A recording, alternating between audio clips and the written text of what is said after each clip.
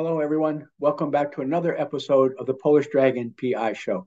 I am your host, Steve Zimkowski, and I am here to share with you old radio shows from the 1930s, 40s, and 50s pertaining to the private detective genre. This week, we are going to go with the Adventures of Sam Spade for our 50th show, and we are always going to throw in other ones. We can do spy thrillers with a man called X. We can do insurance investigators with yours truly, Johnny Dollar. And we can also do one that's mysterious and only the shadow knows. So I am the author of the Polish Dragon PI book series, and these books are available at www.polishdragon.com, and they are also available on Kindle for just 99 cents. That's right, just 99 cents on Kindle. So if you are interested in any of the Polish Dragon books, you can find them at that location. So let's get started. We are going to do the Adventures of Sam Spade, the Betrayal in Bumpass Hell Caper. The Adventures of Sam Spade, Detective.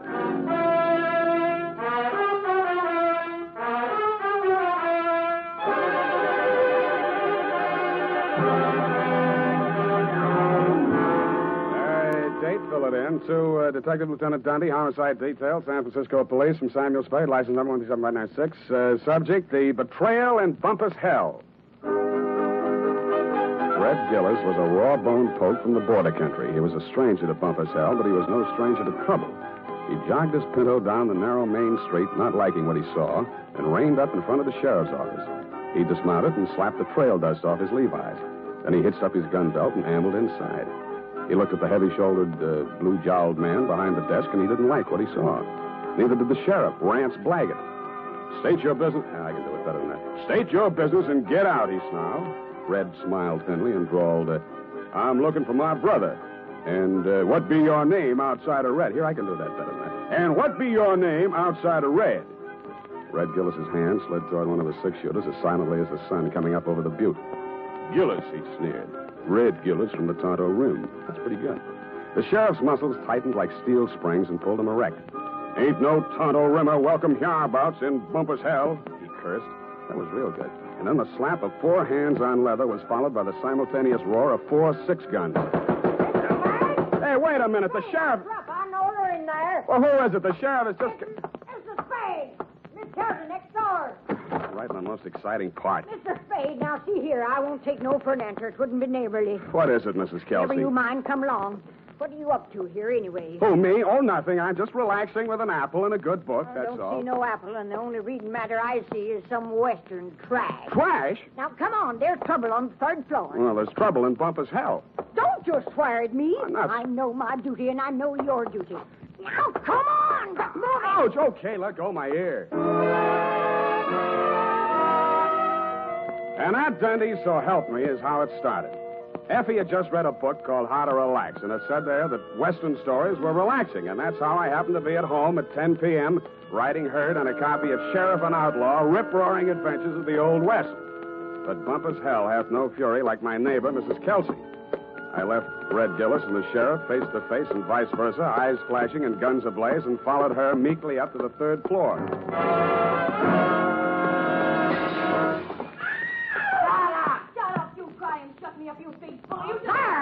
Sorry to hear that. Been at it for 3 hours, they have. Won't be a stick of furniture left in the room, less than their shop. You speak to them? Did I speak to them? You see this lump? No, here, under my transformation. Oh, well, why didn't you call a cop? Well, it wouldn't be neighborly. Hit me that did. You see this lump? Yeah, you showed it to me. Put your wig back on. I'll see what I can do. And tell them about my lump. It's evidence. Yeah, put it back. Hey, open up. I would not go back with you if you was the last man on the night. Hey, open up. Have it your own way. If I catch you without swear again, I'll tear your head off. You had, you boy, you rotter, you cheap grifter, you. Now, you slam out of here before I'm forced to seek the assistance of a couple of flashy. Do not try anything fancy behind my back, you big slob.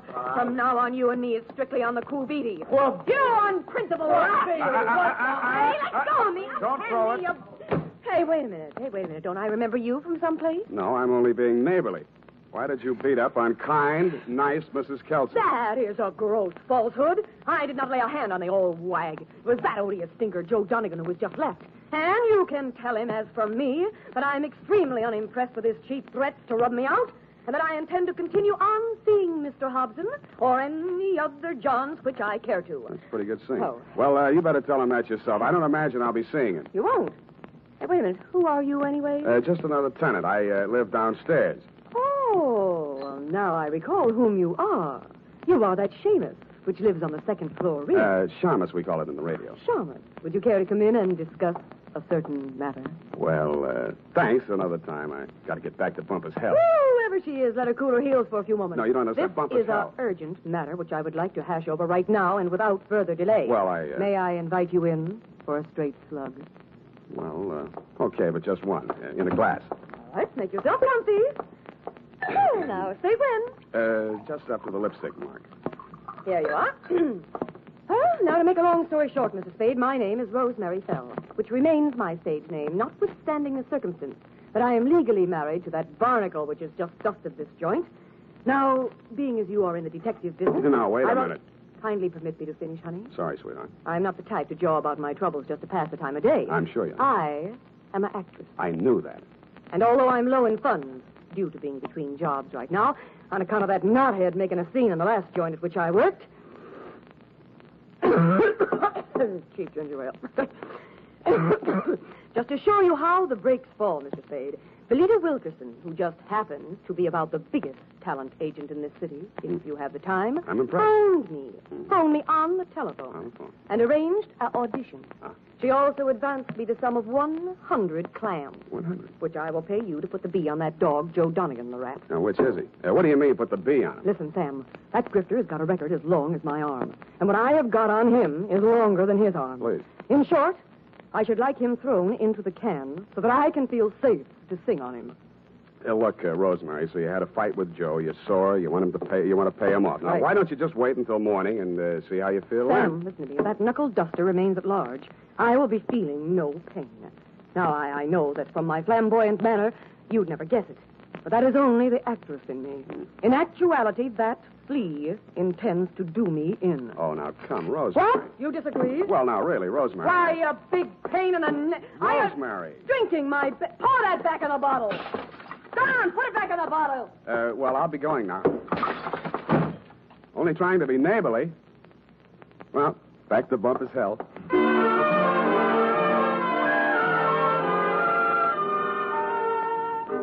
Rance Blaggett, the smoking Colt still gripped in his hairy fists, suddenly pitched forward like a fallen Joshua tree at Red Gillis's feet.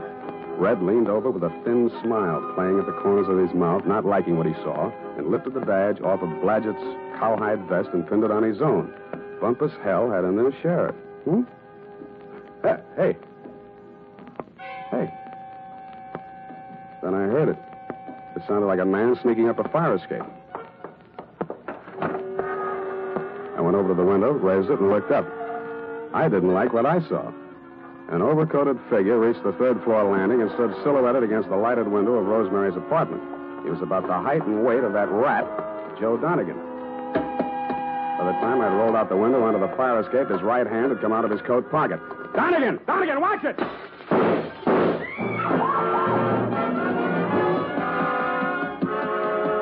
He was a floor ahead of me, and I didn't want to get too close to him until I'd passed that lighted window. He made the roof just as I crossed in front of it. The flashes from his revolver told me that. They also told me he had 2 slugs left to throw at me. The only light up there was a feeble glow from the skylight, dead center.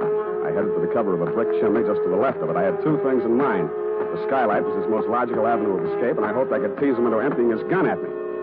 It didn't work. I stuck my head out. No shots. But he did use his gun. I should have stood in Bumpass Hell. The United States Armed Forces Radio Service is presenting the weekly adventure of Dashiell Hammett's famous private detective, Sam Spade.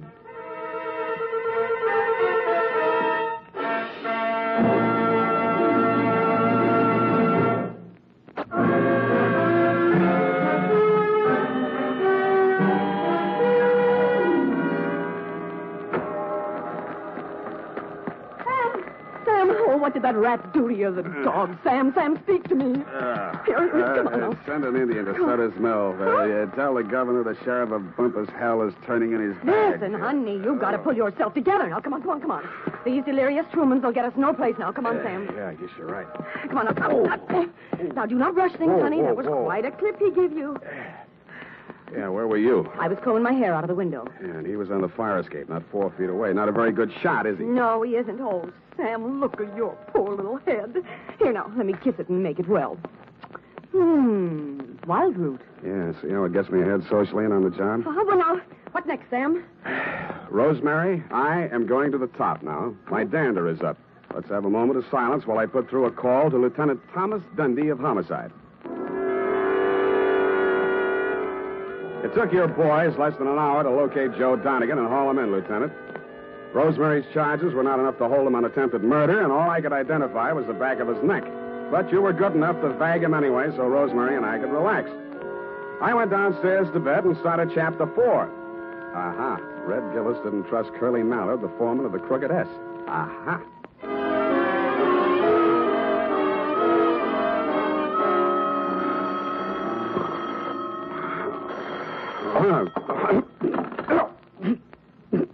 Unique Garage, Harry speaking. Sam, this is Dundee. Yeah, Dundee. What time is it? 8:30. In the morning? Yeah. Huh? Oh, yeah, it's daylight. Say, about that, what was his name? Donegan? Anyway, that fellow that we booked last night on your say-so. Well, what about him? That was a bad beef, Sam. How come? You better tell me. Man was alibied, Sam. When did that happen? Well, a fellow named, got it written down. Yeah, Hobson. Warner Hobson says Donegan was with him at the time. Who else says so? Hobson's word's good enough for the commissioner. Ran for assembly once. Did you know he also ran for Donegan's wife? You don't say. Well, that's a real puzzler, Sam. The human mind is unpredictable, Dundee. Huh? Oh, yeah. Well, I hope you figure it out, Sam.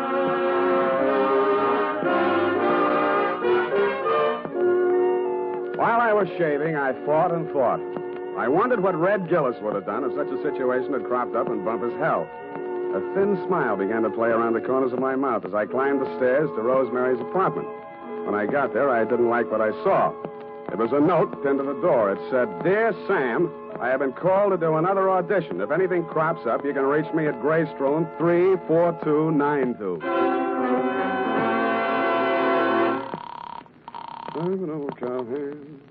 The Belita Wilkerson Talent Agency? I want to speak to Rosemary Fell. Hello? Yes, I'm still on the line. Who's calling, please? Sam Spade. I'm sorry, Mr. Spade. Miss Fell can't come to the phone. Who's in charge there? This is Miss Wilkerson speaking. Yeah, well, why can't she come to the phone? She's in the middle of her audition. Well. Is there any message? Yeah. Tell her Donegan's out and it's Hobson's choice.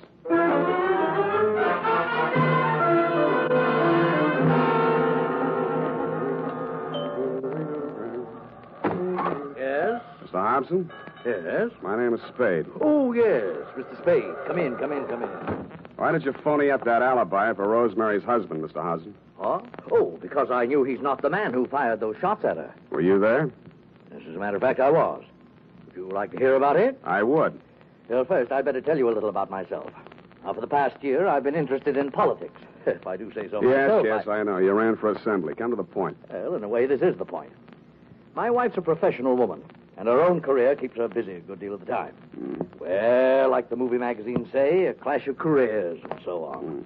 That's how I happened to take up with Rosemary. I didn't know she was married, and of course, when I found out, I dropped her like a hot potato. Potato. And then she started blackmailing me.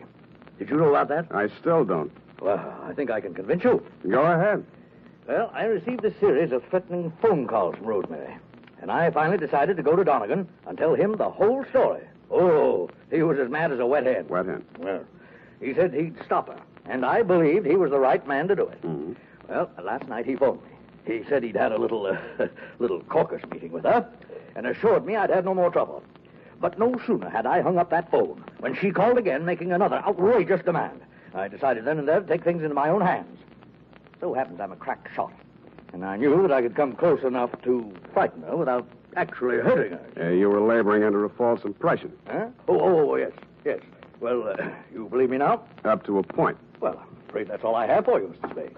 Well, I have something for you. What's that? Look up here. You see this bruise on my head? Oh, well, all in the game, you know. Touche. Now, hold it. I only... Lie still. I'll get it.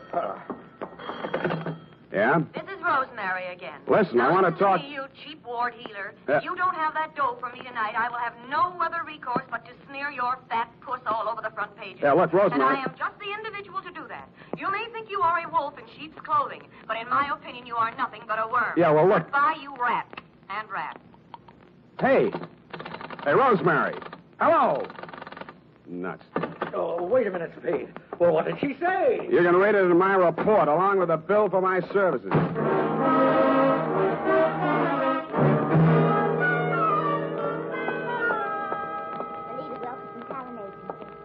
No, I'm so sorry she isn't in. You do that, sugar. Hello there.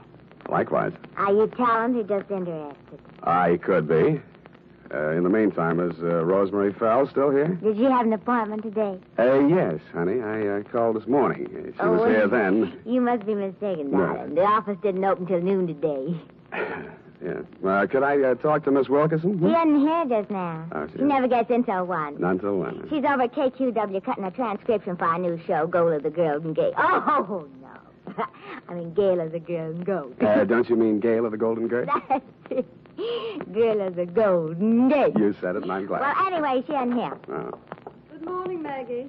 Any calls for me? Oh, yes, Miss Wilkerson, your husband... Oh, Miss Wilkerson, I was telling the German you weren't here.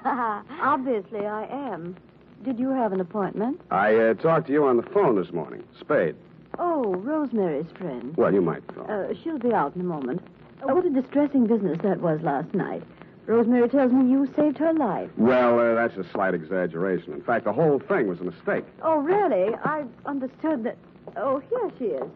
Rosemary, here's your friend. Sam, I ever glad to see you. Yeah. What's the matter? Plenty. Oh. Well, thanks loads, Miss Wilkerson. I hope the recording is better on this one. I'm sure it is, Rosemary. We'll call you when the client makes up his Oh, mind. well, thanks again. Come on, Sam. Goodbye, Mr. Spade. Goodbye. Sam, what is this new development that appears to be griping you? Why didn't you tell me you were shaking Hobson down? Uh-huh. And who's been feeding you this pile of gross falsehoods? Look, Rosemary, you may be an actress, but with me, your audition is over, and you did not get the part. And just what are your future intentions in regards to me? None whatsoever. I'm sorry I ever met you, and I'm going back to Bumpass Hell. I went back to the office, swiveled my chair into a comfortable position, opened the February number of Sheriff and Outlaw to page 112, Betrayal in Bumpass Hell, Chapter 5, Stampede. It was disappointing. There was a lot of stuff about bawling cattle and dust clouds and Flo and Curly standing on top of a butte, not liking what they saw, when somebody yelled, Stampede. Red Gillis was riding ahead of the cattle, and his horse stepped into a chuck hole, and he'd sprained his ankle. Red of the horse, it didn't say which. But Red was lying prostrate in the path of the avalanche of tossing horns, not liking what he saw. Hold it a minute. Let's see. Continued on page 113. Learn to be a private... hello. Spade, this is Hobson. Come out here right away. Something terrible has happened. Such as? Rosemary is here, and I think she's dead.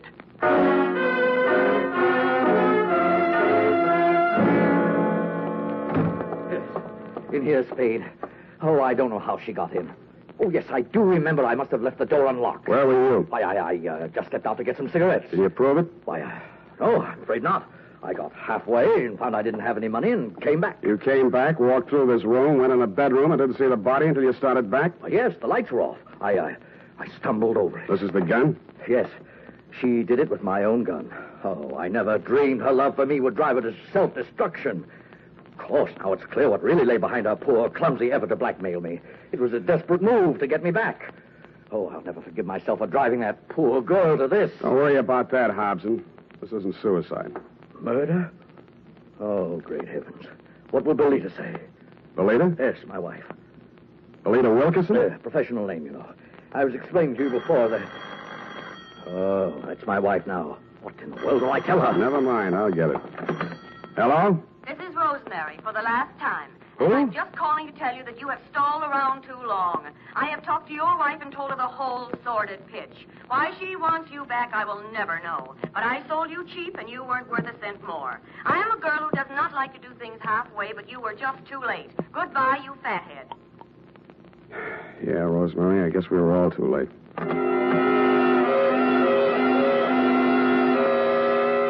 I called you, Dundee, and then, like the rat I am, made off with your prize suspect before you and your boys from Homicide arrived.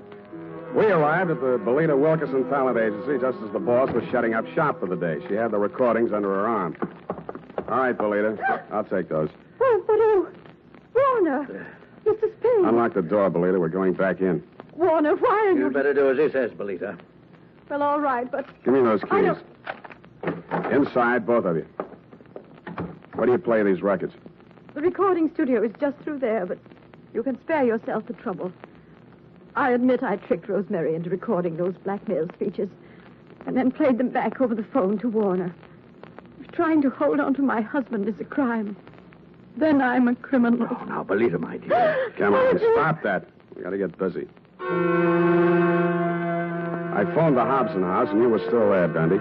You said it was an open and shut case against Hobson, and to deliver him at once or kiss my license goodbye. But when I told you my diabolically ingenious scheme, you said yes, you'd be glad to, because it was a sure way of getting rid of me once and for all. It took us nearly 2 hours to get things ready in Belita's recording studio. We took the parts of Rosemary's so-called audition records that we thought would fit the occasion and dubbed them onto a single side. We played it back once. Then I phoned you at headquarters. Homicide. Lieutenant Dundee. Spade, Dundee. Everything's ready here. Did you pick up Donegan? Oh, yeah. He's here. Donegan? Hold on. Okay, Belita. Start the record when I give you the nod. Yes, Mr. Spade. I didn't say Donegan. It's for you. Thanks.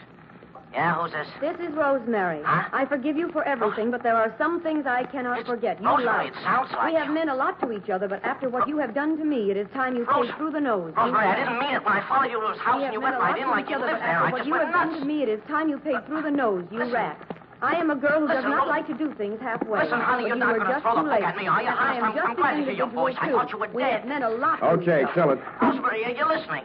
Rosemary. Hey, no, she's still on the line. I want to talk to her. Take him, Polehouse. Wait a minute. Take him. Sam, Yeah, Dundee. congratulations. That was a brilliant piece of work. Hey, Sam, you still on the line?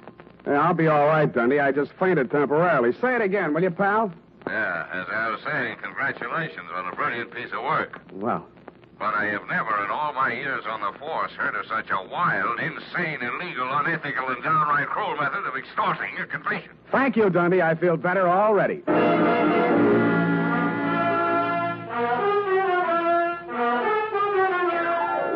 Period. End of report. But Sam, what happened? Effie, I thought I had made that abundantly clear. No. In order to discredit her husband's paramour, Belita gave her a come-on about an audition and had her play the part of a blackmailer reading lines from a script which she, Belita, had prepared, and thereupon proceeded to play said records over the telephone, well knowing that her husband would erroneously believe Rosemary to be a blackmailer in fact, and would drop her like a hot spud. No, Sam, no, I don't mean Don't that. interrupt. Oh.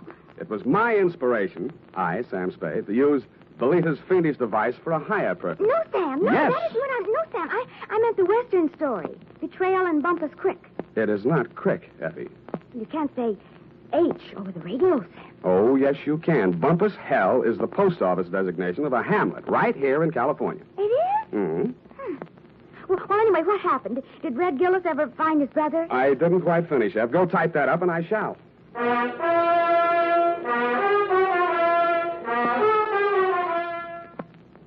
Well, here it is, Sam. Oh, Sam, what's the matter? You don't look at all well. Can't be. It didn't happen. It's a misprint. That's what it is. What, Sam? What? Maybe the writer was tired. Oh, Sam, it's only a story. That's what you think. Well, did Red Gillis find his brother? I won't tell. Oh, now, Sam, now, don't be childish. Oh, well, all right. Remember the sheriff he shot on page 1? What? Yeah, it turned out to be the new schoolmarm. Oh, how ornery. A woman, huh? Nice. Get off. Good night, sweetheart.